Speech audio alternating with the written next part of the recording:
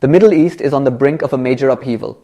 The conflict between Hezbollah and Israel has escalated dramatically, with regional powers like Saudi Arabia and global powers like the United States deeply involved. Saudi Arabia, under Crown Prince Mohammed bin Salman, is leveraging strategic pressure tactics, impacting the geopolitical landscape significantly. As tensions rise, Saudi Arabia is not just navigating its diplomatic relations, but also signaling a shift in its global alliances, hinting at a departure from its traditional Western ties.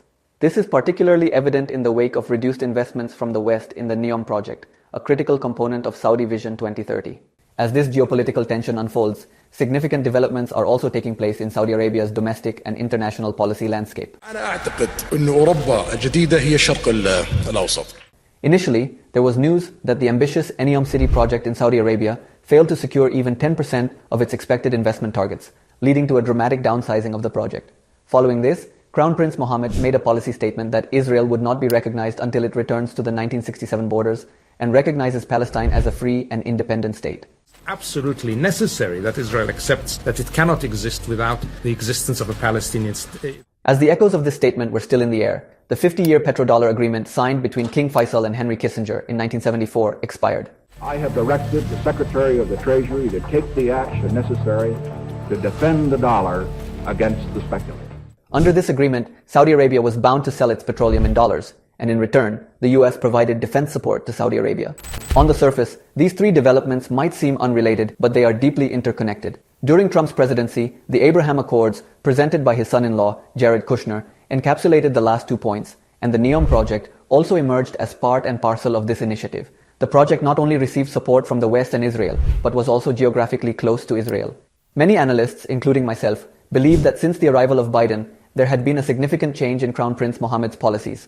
Recognizing Israel was put on the back burner, and the focus shifted from oil production to not condemning Russia for the Ukraine war. Leaders of Saudi Arabia and the United Arab Emirates have refused to talk to US President Joe Biden over the phone in recent weeks. Additionally, joining BRICS and re-establishing diplomatic relations with Iran through Chinese mediation indicated a clear tilt towards Russia and China instead of the US.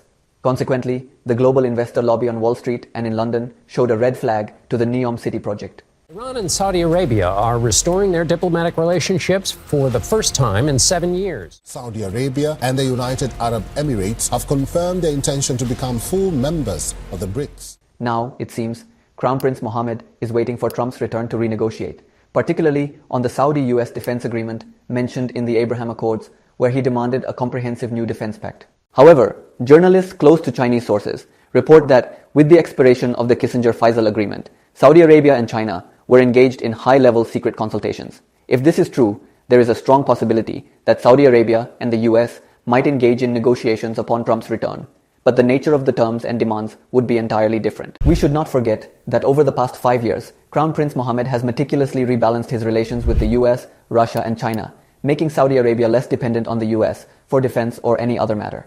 When he visited China and expressed willingness to sell petroleum in Yuan instead of dollars, the world was shocked because it violated the Kissinger-Faisal agreement. Similarly, establishing friendly relations with Russia and signing arms deals with them surprised everyone. But in fact, he was expanding his space to avoid reliance on a single superpower. While negotiating the Abraham Accords with the US during Trump's tenure, he was also dealing with China and Russia, ensuring no objections from the US. Now, after establishing diplomatic relations with Iran, he is in a position to align with either the Western or the Russian-Chinese bloc, or maintain a balance between them. As for Crown Prince Mohammed's potential choice, it seems that only Saudi Arabia's interests will determine it. We should not forget that the primary reason for not securing the desired investment for the Neom city project is likely due to the signals from the global investor lobby, often referred to as the Bani Yaqub lobby. Therefore, global media suggests that Crown Prince Mohammed's political future depends on the success or failure of the Neom project. This is essentially a pressure tactic. Crown Prince Mohammed's political future does not depend on the Neom project, but on reducing or ending Saudi Arabia's dependence on oil. If the West and that lobby intend to pressure him to make decisions according to their wishes, Crown Prince Mohammed's past record indicates that this pressure will backfire and cause harm. Remember what happened in the past. Before Trump's arrival, there was pressure and demands in the US to allow lawsuits against the Saudi government for compensation related to 9/11. Trump, upon taking office, accused Saudi Arabia of funding radical madrasas and Islamic terrorism. Crown Prince Mohammed responded just as aggressively, openly admitting and counter-accusing the US of orchestrating and demanding these actions. Not limited to statements, he visited China and Russia, assured both countries of stopping all government and private funding for terrorism, and signed strategic and defense cooperation agreements with them, reducing Saudi dependence on the United States. As a result, the Trump administration accepted Saudi policy, leading to the Abraham Accords. The second episode occurred with Biden when he hinted at prosecuting MBS for the murder of Khashoggi and pressured King Salman to cancel Crown Prince Mohammed's designation as heir to the throne. Again, MBS responded firmly, leaning towards the Russian-Chinese camp, slowing progress on the Abraham Accords, refusing to condemn Russia for the Ukraine war, aligning oil production policies with Russia, and normalizing relations with Iran through Chinese mediation, all of which troubled the US and Israel. He even delayed Biden's request to visit Saudi Arabia until significant strategic decisions were made, leaving Biden with nothing to ask for during his visit.